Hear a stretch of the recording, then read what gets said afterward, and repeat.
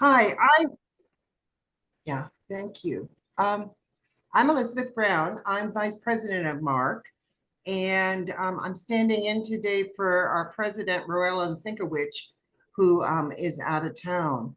I represent the Diocese of Southern Ohio, the Episcopalian Diocese, which is a member of MARC. And I do ask that if you're not speaking, for folks to mute themselves on Zoom, so we're not distracted. Thank you. It's really good to have everyone here today. It's a great attendance. There is a lot going on as MARC at MARC as always. Today I have the honor of first introducing one of our colleagues to open the meeting with a few words followed by a prayer. This is Reverend Cheryl Coggins, who is pastor of the Kemper Road Christian Church in Forest Park. And Reverend Coggins is a representative of the Disciples of Christ of Southwest Ohio to the MARC board. So welcome, Reverend Coggins, and I'll turn it over to you. Why, thank you. It's an honor to be with you. And it's I feel blessed to be able to open up with prayer. But I also want to be able to recognize what a miracle that we saw on yesterday for those of us were able to experience the eclipse. So if you would go with me with prayer. God of all creation, we come before you today to give you honor and praise. You are worthy of praise. You are the source of all that is good. You are the source of all of our blessings. Thank you for every gift that we have been given. We thank you for the opportunity to come and gather together this day. We ask for your hand of blessing on this meeting. We ask that you would guide and direct our meeting so that it is full of wisdom, productivity, and respect for one another. Thank you for helping us to accomplish our work and our goals this day. Amen. Thank you. Thank you very much. We'll now move on to the judicatory roll call for attendance. Holly Tenzing, the office manager, will record the roll call, and I'll just call out the judicatory names. And if you would just identify who you are and who you're here representing. So let's start. American Baptist Church, Miami Association.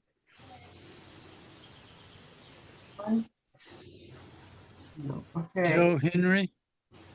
Oh, okay, thank you. The Archdiocese of Cincinnati. Bob Ayerson. Karen Martin.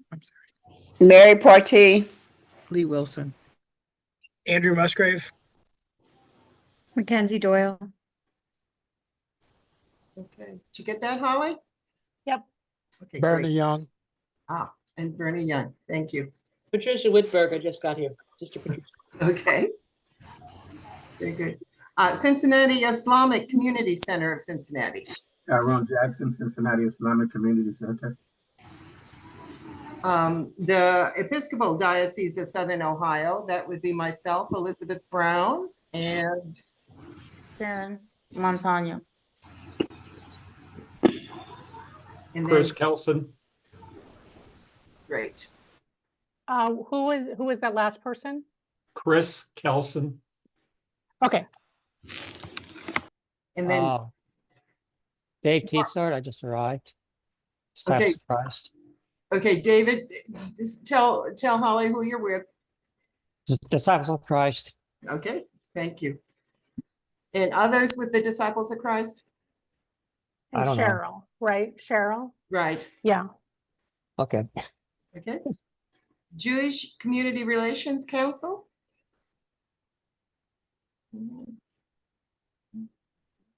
The Ohio River Valley United Methodist Church? Jan Seymour. Rhonda Deal. Remember also we're now the Miami. The Great Miami River District. Great Miami River. Okay. We'll have to get that updated on our roll call here. We changed rivers. We changed rivers. Okay. So we changed a couple of counties. Okay, thank you. So I Um, have Rhonda Deal, Jan Seymour, and Mary Beth Owens. Okay. Okay. And then the Presbytery of Cincinnati? Peggy Shreve from Knox Presbyterian. The Religious Society of Friends of Greater Cincinnati? Doug Burks. Carol Burks. JP Lund. Great. Unitarian Universalist Council of Greater Cincinnati? Dan Schneider. Wanda Crawford. Carol Fensel. Dick Fensel. So I have Carol Fensel, Dick Fensel, Dan Schneider, Bob Lamb, Wanda Crawford. Yes, that's right. United Church of Christ of Southern Ohio? Volunteers of America of Ohio and Indiana?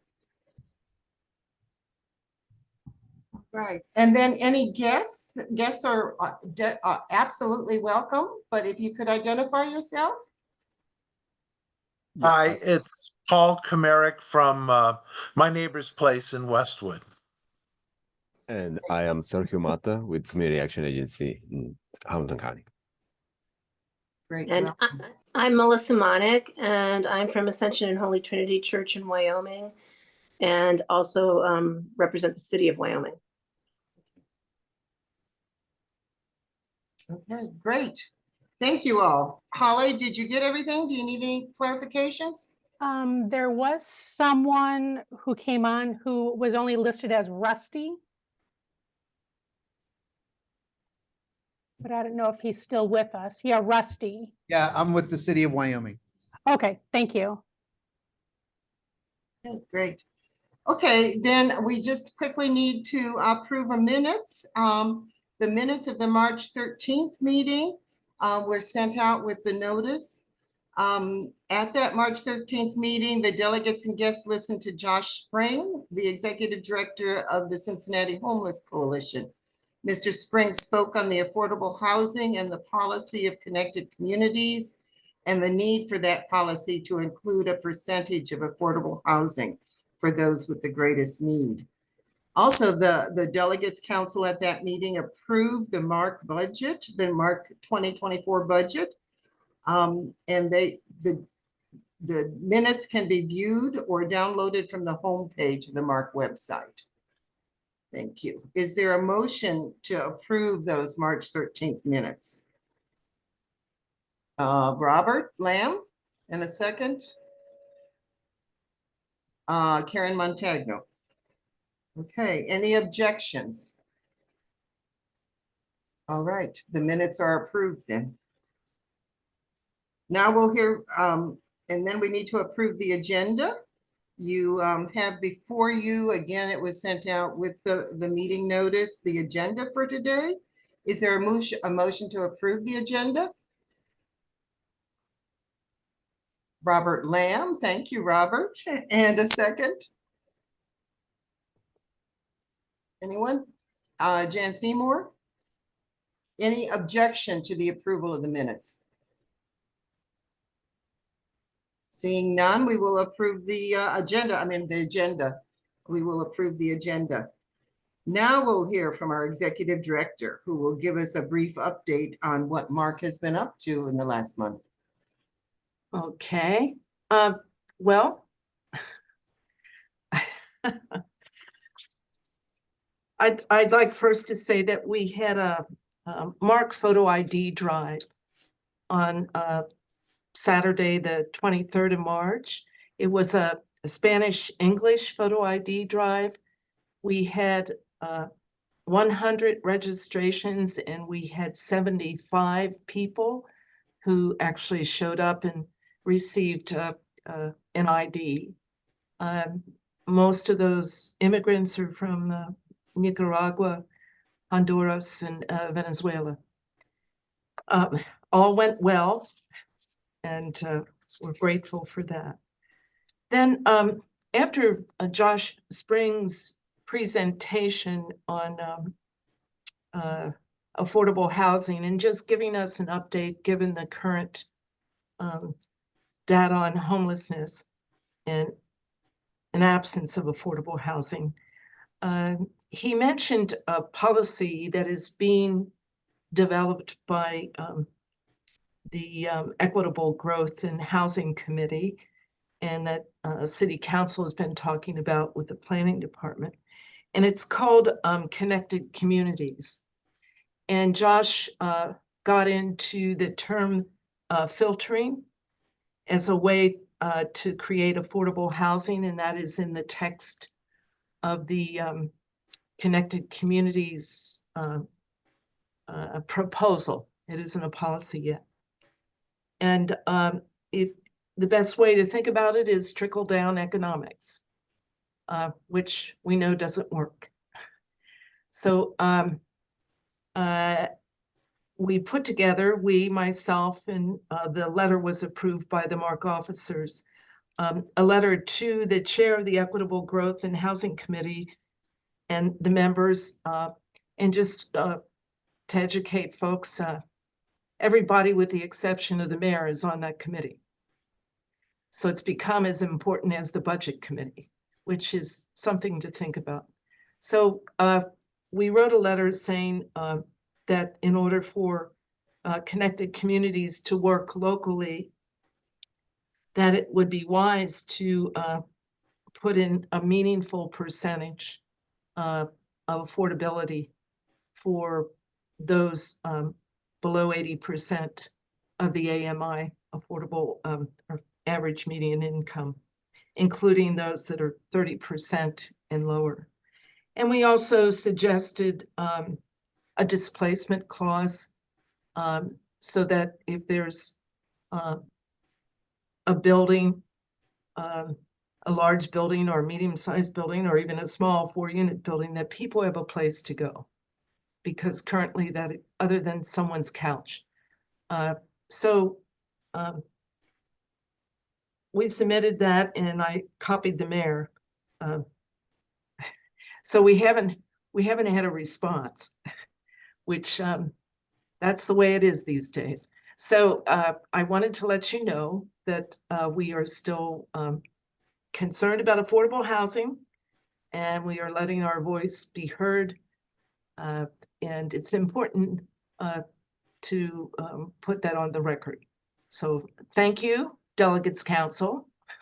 If we hadn't had that presentation, I wouldn't not have gotten on that so quickly. So grateful for that.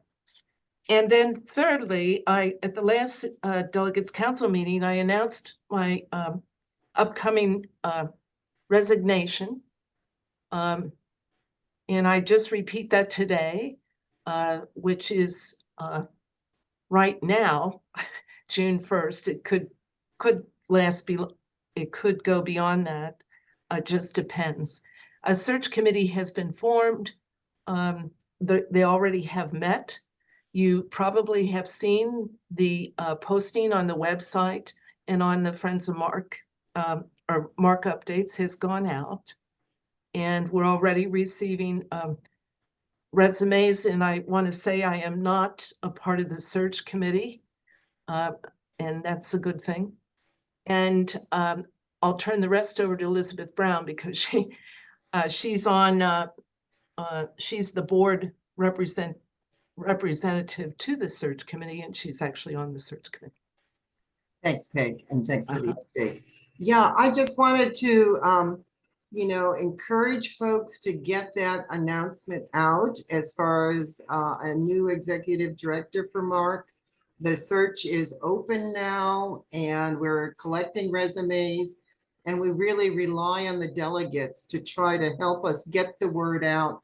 We're posting it on some job sites, but really the most interest is done through your denominations. So if you have networks and places, please let folks know that that MARC is looking for an executive director. We hope to begin the review of resumes in May. So encourage people to please try to send us the information in a resume by May 1st would be best. The search committee is amazing. It's made up of mostly former former presidents of MARC, people who know the organization well. So I'm looking forward to working with them, and I'm looking forward to having a really hard job because we get so many excellent applications. So please help us get the word out. Okay, let's move on to our main presenter today. This month we're focusing on a special topic, the migration of people from Mauritania into Cincinnati and Hamilton County, about why this is happening and what is needed to help these local immigrants. We do this and we became knowledgeable about it primarily because of our work with the MARC photo ID card, which is a resource that is offered and that we're seeing much more interest in it from African immigrants in general. And we became aware of the number of African immigrants, recent immigrants in the Cincinnati area. So we've asked Mr. Ousmane Sow, who is the president of the Cincinnati chapter of an international organization that I'm not going to try to pronounce, but is basically represents, my understanding is the Fulani peoples who are immigrants in this country. So I look forward to hearing from Mr. Sow. He is a longtime Cincinnati resident who works strongly and is an advocate for the Mauritanian community in this area. And I just personally am looking forward to learning more about what is happening and what the needs are of that community. So Mr. Sow, I will simply turn it over to you. Thank you, Elizabeth, and thanks to Margie for inviting me to speak to the group. Hello to each and every one of you. Some faces are a little bit familiar, some are very familiar, some are not. I do apologize for those of you that I haven't had the pleasure to meet yet, and I look forward to meeting you in person aside seeing you on the video. Mauritania, it's a pretty vast topic. I try to narrow my presentation down to a few key elements. I'll probably omit some of the stuff that I wrote just due to time constraints. If you do not know, today is the end of Ramadan and it's a celebration going on today. So downstairs in my house, I have a lot of people. But I had committed to today. I did not want to cancel on Margie. So I committed to doing this. Henceforth, I will try to be as brief as possible and probably give some room for questions as well. So Mauritania, for those of you that may not know Mauritania, it's located on the northwestern part of Africa, sandwiched between Morocco to the north and Senegal to the south, separated by Senegal by just a river. To give an analogy, it looks exactly like Ohio and Kentucky, separated by the Ohio River. It's the exact same thing. So the population ranges about 3.8 to 4 million, give or take. Mauritanian government is a little bit ambiguous, so we never get data published. So we know how many are Arabs, how many are non-Arabs, but we take what we have. Every community tend to believe they are the largest. The Arabs, who are the descendants of the Berber or the Hassaniya tribes from Morocco, mixed with the Haratian, and I'll come back to the Haratian group later on in the presentation, tend to be the largest if the two are combined. But separated, they are not. Then it's the Fulanis, the Soninkes, the Wolof, and the Bambara tend to be much smaller in number. So those are the 4 to 5 largest, or the only groups that live actually in Mauritania. From a historical perspective, Mauritania was colonized by France. It went through the colonization just like many African countries, and it got its independence on November 28, 1960. The first president of Mauritania was a Hassaniya man named Mukhtar Ould Daddah, And he ruled the country all the way until 1978 when he was disposed through a military coup, because there's been a war between Mauritania and Sahara, or call it Morocco at the time, where Morocco was fighting, trying to gain Sahara. Therefore, Mauritania got involved, and the two countries tried to split Sahara, which caused a lot of tension within the army itself, leading to the coup to remove the president. Since then, every president who led Mauritania has been removed by coup all the way through 2005. Fast forwarding here. Within that time frame, all these presidents are Hassaniya or Arabs of descendancy. And because the complexity of the inhabitants of Mauritania, the Arabs tried to impose Arabic as a language primarily onto the rest of the population, which has caused a lot of tension. And I'll break that down into 2 to 3 segments. One is the Arabization, 2 is the slavery movement, 3 is the police brutality and its impunity, which is what's causing now what we're experiencing here in Cincinnati. So fast forwarding again through the years, come 1989, a riot erupted as a result of a border dispute between a shepherd and a farmer, one from Mauritania, the other one from Senegal, causing a clash, and then people died at the border. Thus, the Mauritanian government that has been trying to impose this Arabic language onto the population wanted to use this as a means to get rid of the Black people, pretty much. Therefore, the elite in the army, the elite that was in the government that were of Fulani and Black descendants were being arrested and being jailed. Tens of thousands have been deported to Mali and Senegal and lived in refugee camp for years on.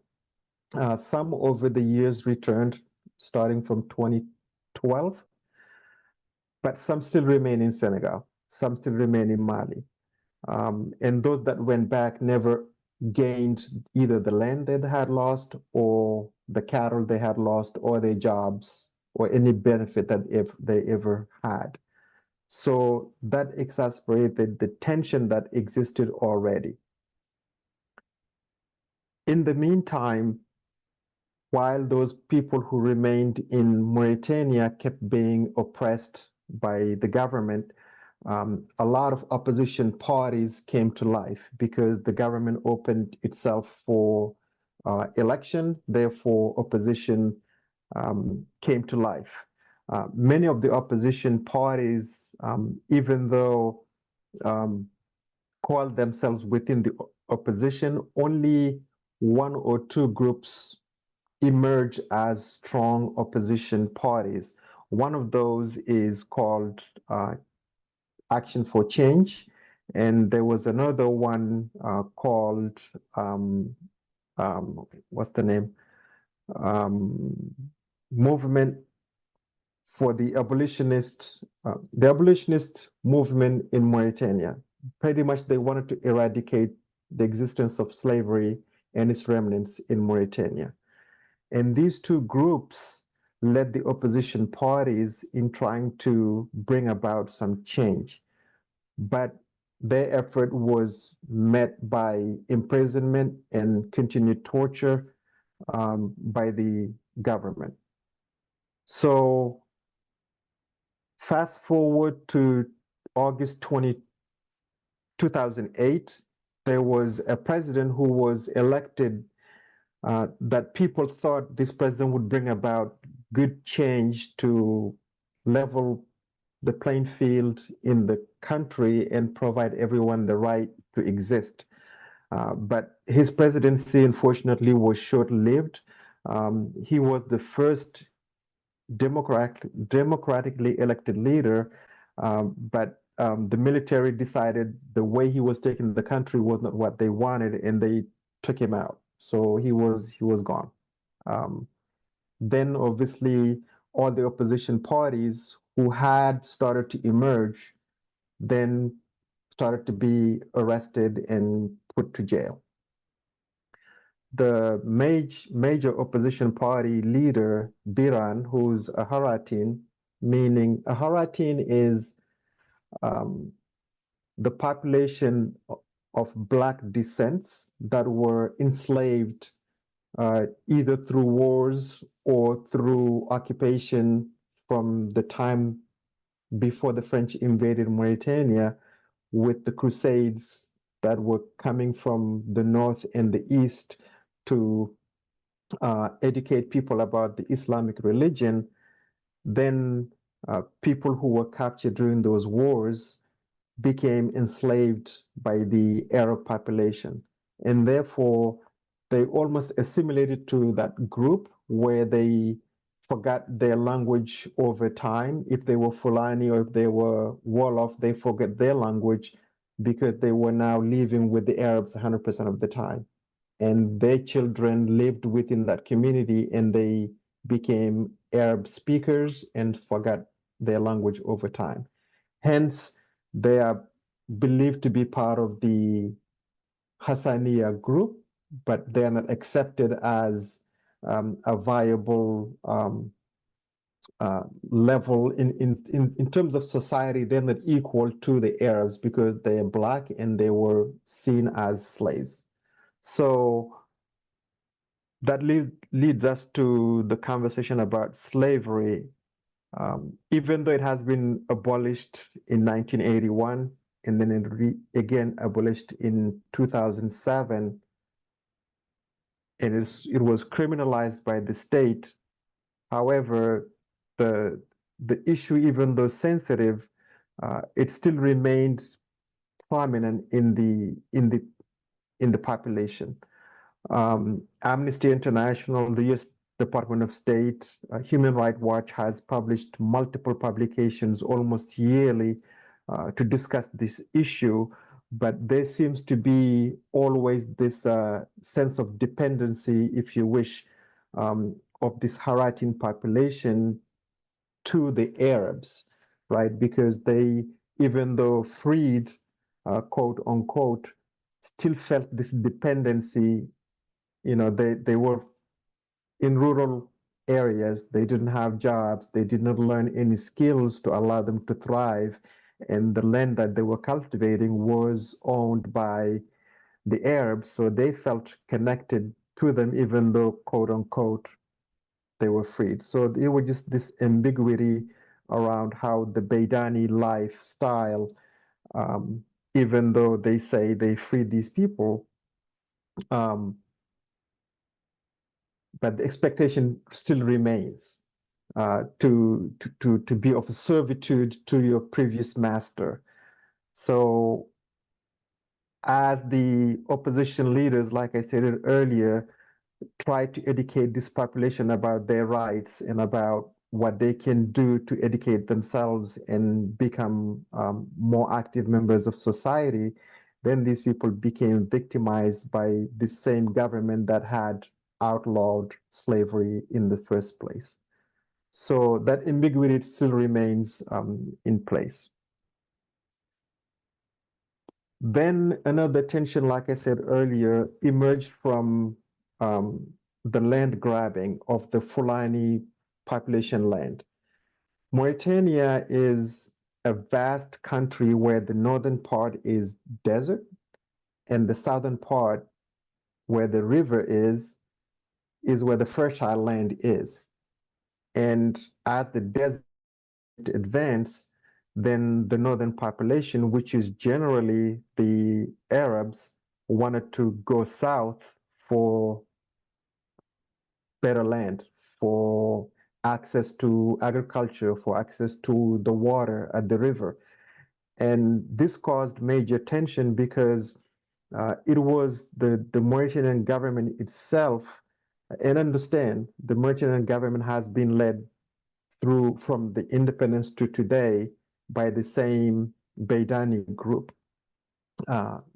this government is the one that pushed these people south to forcibly take over land from the Fulani population. And Mauritania is a traditional based community where property is transferred from generation to generation without any deeds, without any paperwork. So my family owned land that we had inherited generation to generation, and everyone knows where this land is, everyone knows where it begins, where it ends, and who owns what.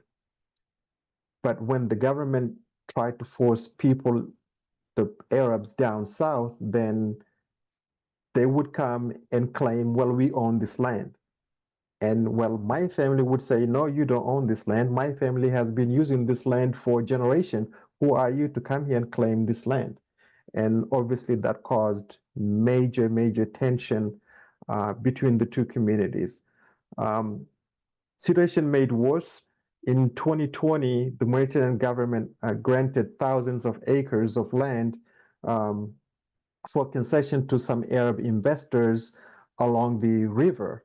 And that was land that was owned also by the Fulani population, and that caused major outburst of violence.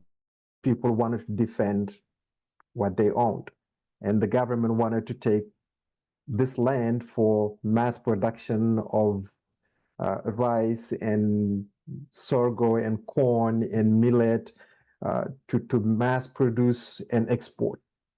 So that's another source of tension that Mauritania was never able to solve. That compiled with the events that I mentioned in 1989 with the mass deportation of the Black population. So then the third issue of the Arabization, like I said, the composition of the Mauritanian society is not just Arabs. There are Blacks who are the Fulanis, the Wolofs, the Bambara, and the Soninke, who traditionally studied French. And not that they were opposed to studying Arabic. What they did not want is for it to be imposed on them. And the Mauritanian government decided to do this through the school system, where they introduced several times reforms of the education system where they made it mandatory for everyone to study in Arabic. And therefore, it put those non-Arabic native speakers at a disadvantage for them to be able to compete with those who are native Arab speakers. Again, it was not that they didn't want to, it's people didn't want for this to be imposed on them. Why change a system where people are thriving, whether they studied in French or Arabic? Now the government wants to impose this language onto everyone else. So just in 2022, September 15, 2022, there were massive protests that erupted after the government initiated this latest law. And there were several people who were injured during the protest. There were a lot of people who were arrested and tortured by the police. And this is just another layer of the issue that existed in Mauritania, causing the population to want to defend itself or to flee from this oppression. Then comes the issue of impunity. And when I say impunity is, I refer to the amount of brutality that the opposition groups or the minority groups, or in this case, mainly the Fulani, who are large in population and who own the land in the south where the government is taking over. The Mauritanian government, through its national police, through the National Guards, imposed this brutal violence onto the population. And the politicization and the widespread corruption and these ethnic tension that existed between the Baidan Controlled Security Forces, the Haratin, and the Fulanis were the primary factors contributing to this migration, because people got extremely fed up with what's going on. Just in 2023, couple of examples to give about how police were brutalizing not just human rights activists, but just the general population. February 9th, 2023, there was a human rights activist who the police lured into their station under the pretense that he owed somebody some money. And through the interrogation, they brutally beat him and electrocuted him to death. And that caused major protest in the country, not just in the capital city, but across the nation. And that resulted into mass arrest. It resulted in additional people being killed during the protest. And that issue is still not resolved. Then came May 28th, 2023.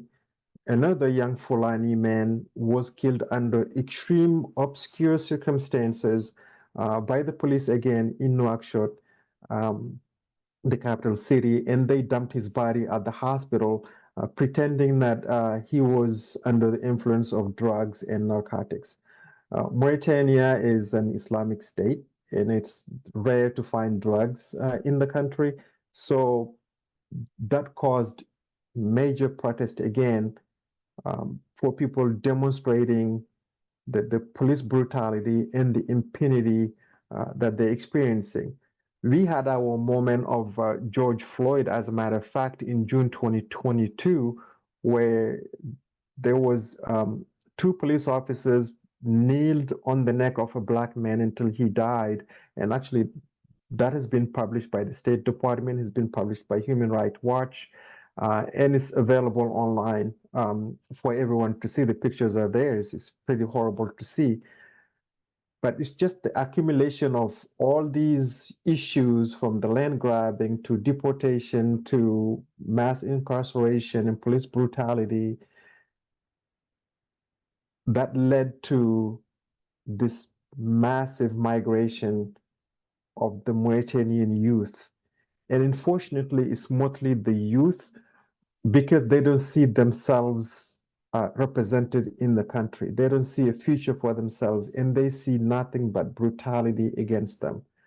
I cannot speak to every single one case, but I met so many people that would tell me horrific stories that have happened to them before they decided to migrate, whether it happened to them personally, or it happened to their family members, or happened to people that they know or they associated with, and they became extremely afraid that they'll be the next victim. And therefore, they sell whatever little they had, may it be a business they had started. It could be the little 10 or 15 cows they owned. It could be a parcel of land. It could be anything. They sell to make the journey to the US. And unfortunately, when they leave, they don't come with the families, because it's not enough money to bring everyone. They come in 1 or 2s, and they take this journey from Mauritania to Europe, Turkey, or Spain, and then to Nicaragua. And from there, they take the journey north, just like the folks coming from Latin American countries. They join those groups to come to the US. And unfortunately, they experience all kinds of hardship until they reach the border. And once here, then it becomes, where do I go? As they come, so-and-so knows so-and-so, so-and-so has a relative in America. Where do they live? Well, there's a large population of Fulani and Mauritanians in general in general, excuse me, in Cincinnati and in Ohio in general, because Columbus has a large population, Dayton, Northern Kentucky has a huge population.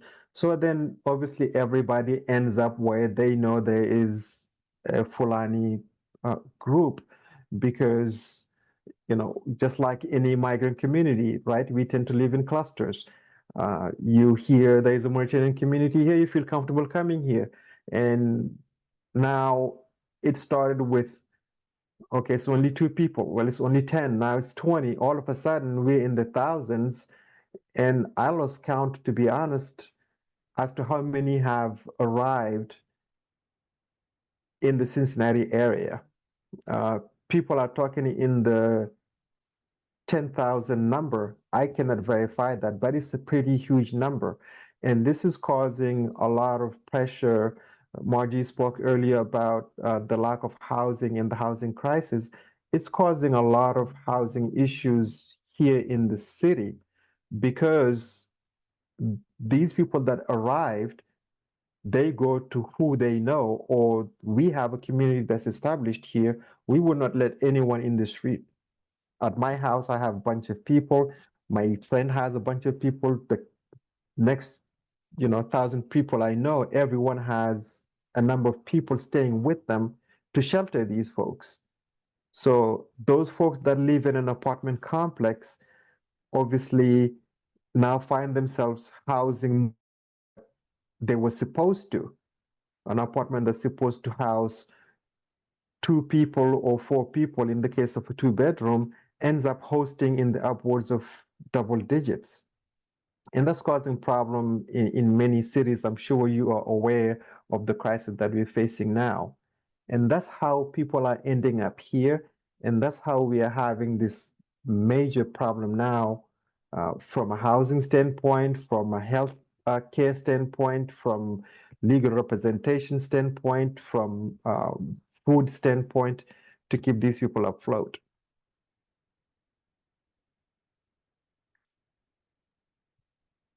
So I'll pause here for a moment, allow for any questions or comments about what's been stated so far. I know I rumbled a lot of stuff, and I tried to narrow it down to few key topics to help the group understand what are some of the major forces that are driving this population here.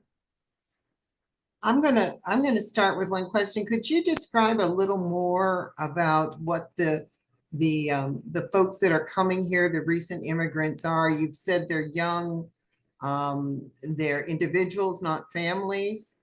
I understand they're mostly men. There are very few women with them. Are they rural? Are they urban? What language do they speak? Do they speak French, or are they just Fulani speakers? Could you help me describe them? Yes, there are very minimal families. I haven't seen a lot of families, but there are few. But it's mainly young. When I say young, I would probably say age 40, 45 and under, because I haven't seen very many that were older than that. That's one aspect. Second aspect, there are a lot of Fulanis, and there are a lot of Soninkes. The Fulanis tend to be in the northern Kentucky, Florence area, the Cincinnati area, like Forest Park, Lockland, the Redding area, a little bit in Wyoming. And then, yes, they do speak Fulani. They do speak, some do speak French. But those are the folks that either had attended school or kind of quoted some French-speaking people in some capacity. But there are a lot of them that came from the border area of Mauritania and Senegal, where they were farmers, where they lived only from agriculture and did not go to school and would not speak French or would not speak any other language but Fulani. And there are a lot of those as well in the mix. So it's not unusual to find someone here that's, say, 25 years old or 31 years old that never held a pen to sign anything or went to school, for that matter. So there are a lot of illiteracy within the group. Nonetheless, there are still some that manage to speak and navigate in French. I hope Thank- that answers the question. Yes, it did. Thank you. That helps. Okay, who else has questions here? Elizabeth, Maggie Shreve has a question in the chat. It's kind of three layered questions. Do you want me to read that? Yeah, go ahead. Okay. What is your understanding, Mr. Sow, of the current situation regarding slavery within the country? Are some of these asylum seekers coming to the U.S. former slaves or from families of slaves? And then the third part is, how did they escape? Yes, my understanding of the current situation about slavery is that, like I said it earlier, it has been banned just from a legal standpoint twice. First time in 1981, second time in 2007. And in 2007, that's when it was criminalized. However, even though people are not in bondage per se and living in the same house as their master, these people lived in rural areas, and the only skill they had was to cultivate land or to go after animals. And therefore, once the abolitionist group started to grow to help educate them about their situation and help get them out of this rural area to the major cities to help educate them, some of them were hesitant to leave because they felt this almost servitude and, for lack of a better term, awe to be with this person that they had served for their entire life or seen their forefathers serve for their entire lives. They don't want to go because they felt if they left, they have nothing else. You have no education, you have no skill, and you're told leave what you know and go to a major city. So then people slowly started to understand that they could leave, and that's how people started leaving. So there was no bondage the way you would understand slavery as it occurred in the US. So to leave was not that hard. However, what was hard was to cut those ties, this dependency onto the master. And yes, when they come to Nouakchott in the major city, for example, now they start a new life. They live in, it's almost a tent. Just make homemade material that they put together just to live in until they get themselves up and running. For those that were able to go to school, that's how they started to get education and to understand their plight. For those that were in the political sphere, once they become, for example, Biran, like I talked about, who was a major opposition leader, once he became extremely affluent, he ended up in prison. And he's been in prison for so many times for speaking up against slavery. So yes, some of them are here now as part of this group, and some had come here before and applied for asylum. There are a number of articles actually online, even published by the State Department, with pictures attached, actually, with people that testify as to what happened to them and what they lived. So, yeah. So there's another question in the chat, Elizabeth, and that's from Mark Basil from the American Baptist Church Miami Association. With all land inherited and kept within the family in your country, how difficult is it for immigrants here in America to learn how to buy and sell real estate? Well, not hard. I'll take myself as an example. I was never enslaved. I was never, you know, my family was well-to-do. Even though we own land, I personally never been in the field to cultivate as a means of survival. Neither did my dad, because my dad went to school, went to Egypt for his studies, and came back as a prominent scholar in Mauritania. So we never experienced some of these issues that people have experienced. I came here on a visa as a student and attended Xavier University, attended University of Florida, did my studies with Phoenix University. So at this point, I could do anything I want in this country, just like any other person that came here and saw the opportunity here. So there are people like me in multitude, as a matter of fact, that benefited from understanding the economics and the opportunities in the US. Hence, you learn to buy and sell. Hence, you learn, well, for example, me living here, I invested in Mauritania. I bought land. I built the land. I'm renting it. It came from my understanding of what I could do here, and the next person could do the same thing. It's just about educating yourself about what you can do. Bob Ersham has a question. Yes, thank you. What's the path, and it's probably multiple, but what are the general paths that people are taking to get from Mauritania to here? Are they, what entry points and so forth? What's the general migration path? Yes, thanks, Bob, for that question. This is what I understood. Obviously, I haven't undertaken that journey, but this is what I understood. So they leave Mauritania. They get on the plane. They go to Turkey. Turkey sometimes to Spain, or Turkey sometimes to one of the Latin American countries, El Salvador or Bolivia.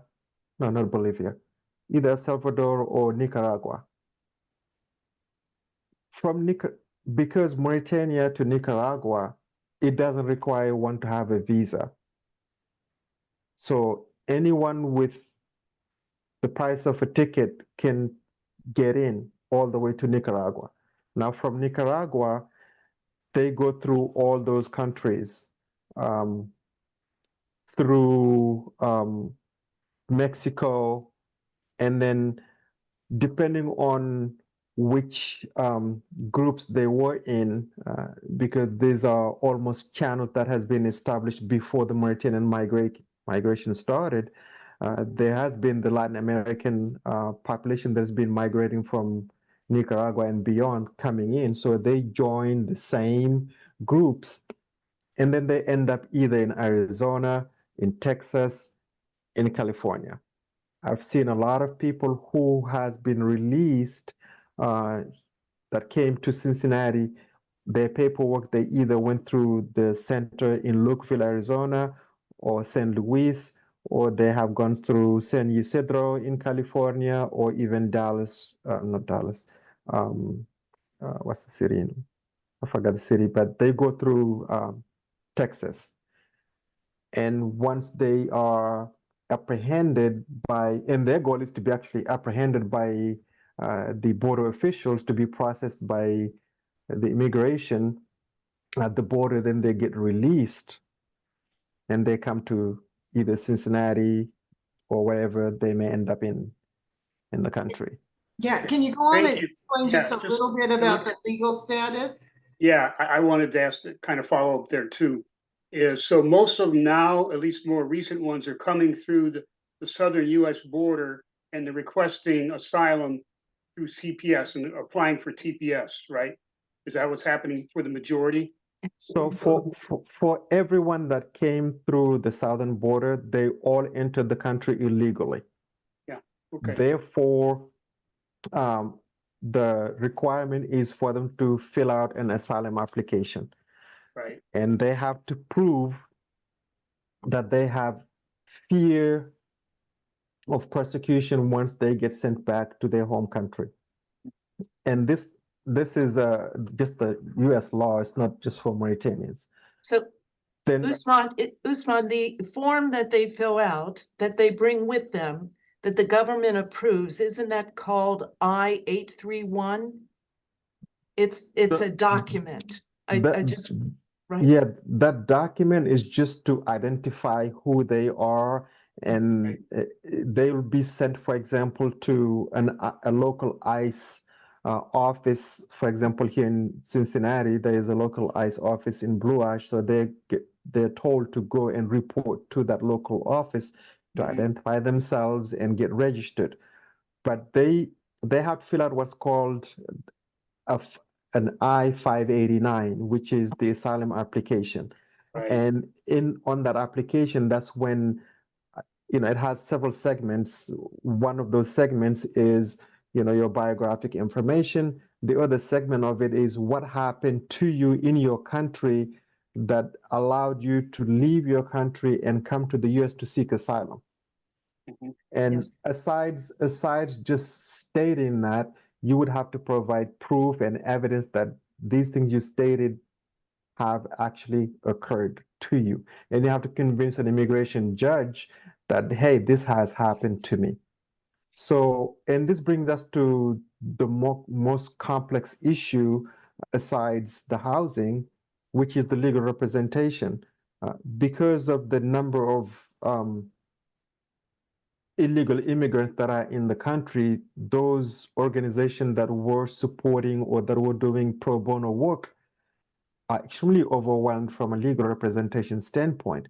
Now these people find themselves having to pay an attorney $5,000 up to $8,000 for legal representation.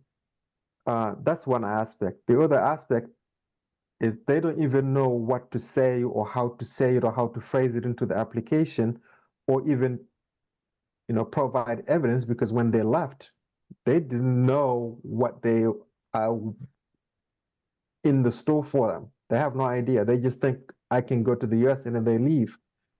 So not that in Mauritania, if the police arrested somebody, they will ever provide them a document to say, here, you were arrested on this day and on that day, and we tortured you. That would never happen. So they have to apply for the asylum, and they go through getting a legal representation, get in front of a judge, an immigration judge, and plead their case with the evidence that they may provide that they fear going back to Mauritania, or else they'll face either imprisonment, torture, or death. So it's a very complex issue, the immigration, that is.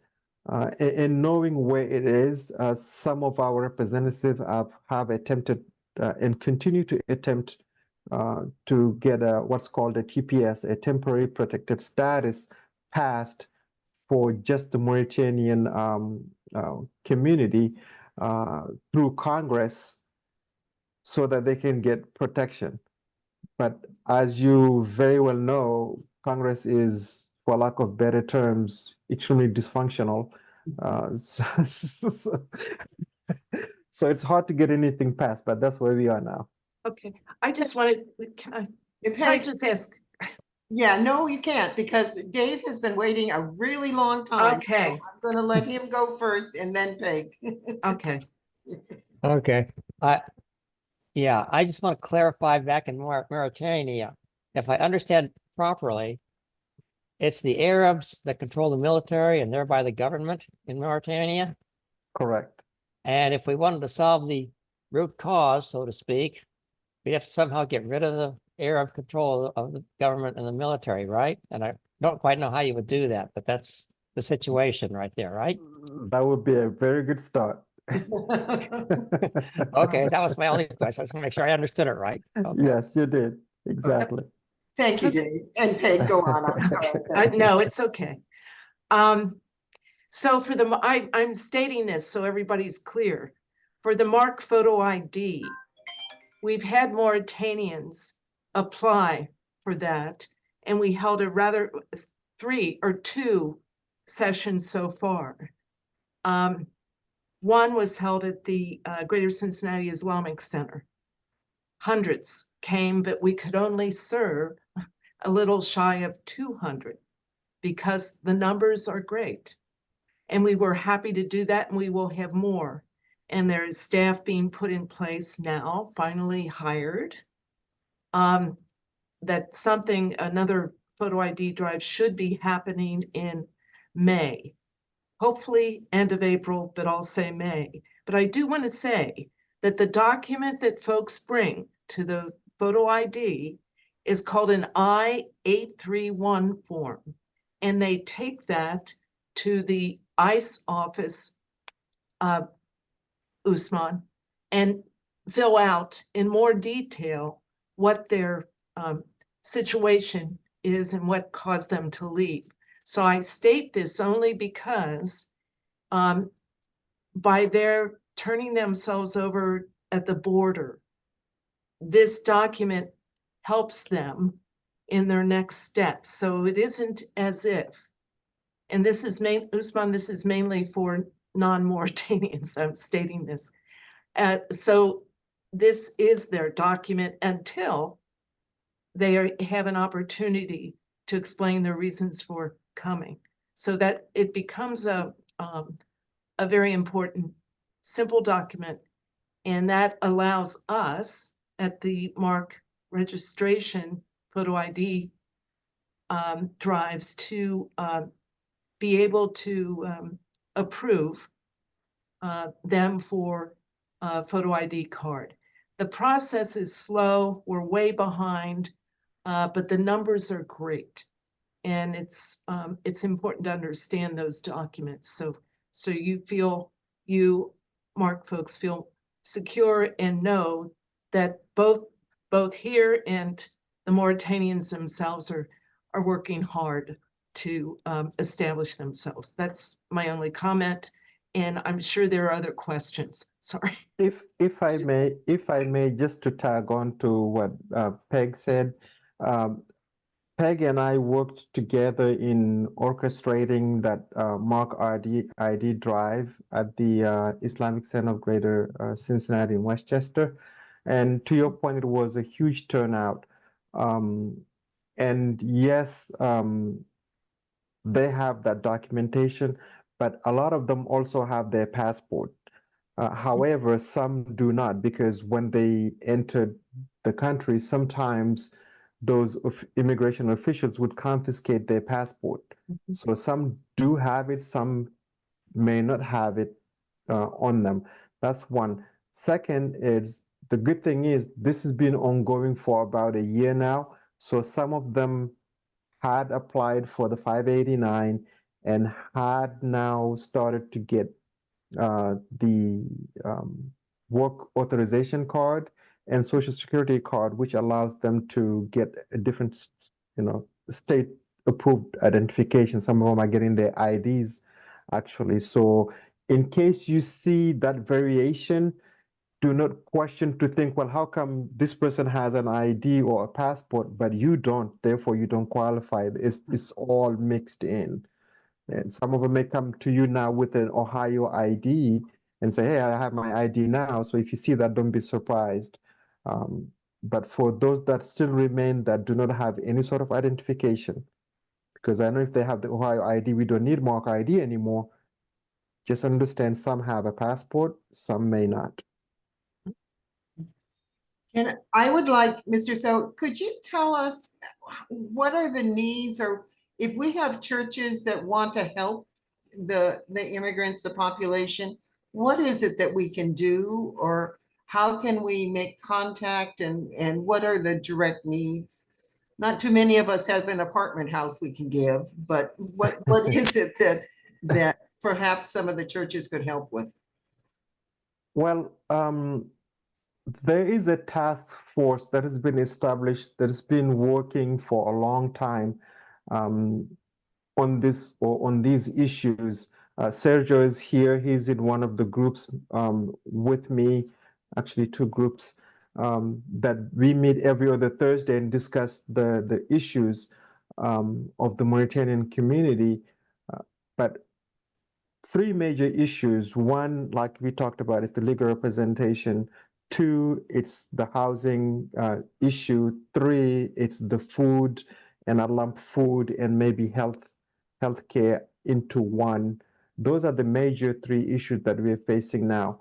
So this task force has been working on all these 3 segments, and everyone has done the best they could, and everyone has done a great job in supporting the community the best they can.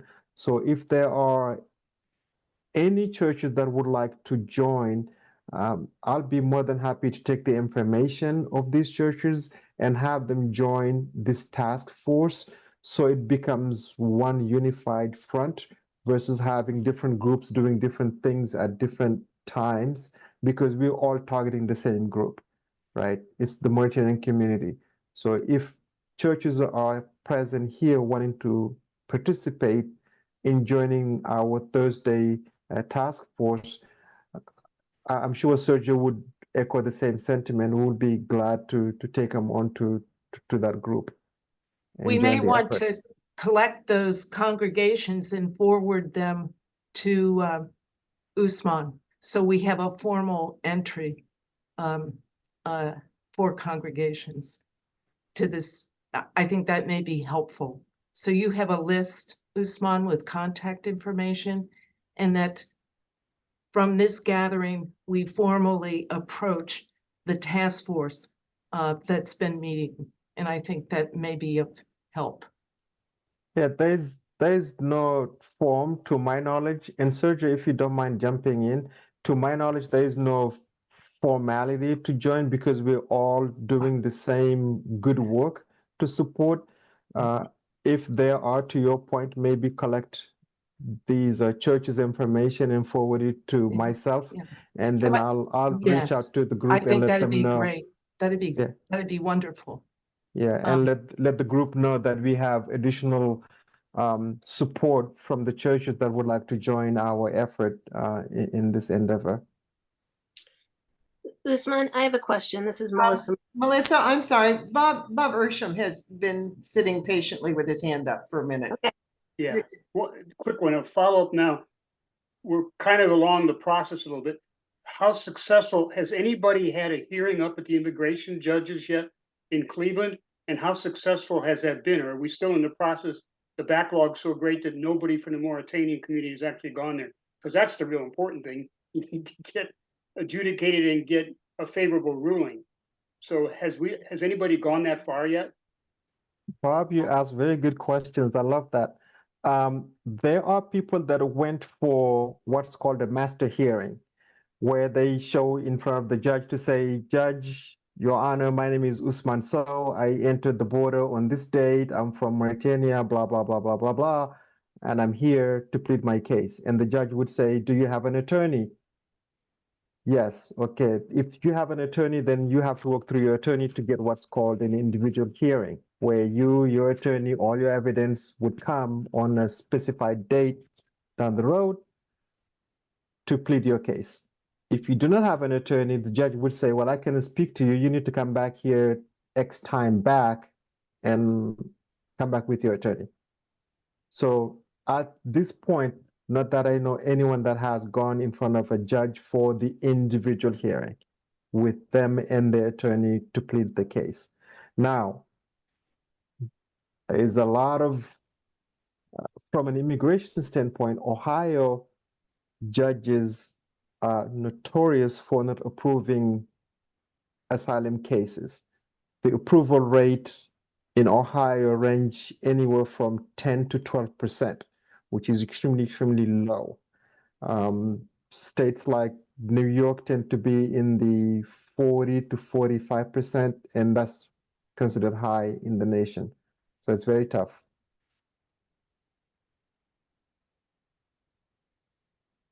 Elizabeth, Yeah, Melissa, let's let have, since I Yeah. put it off. Right.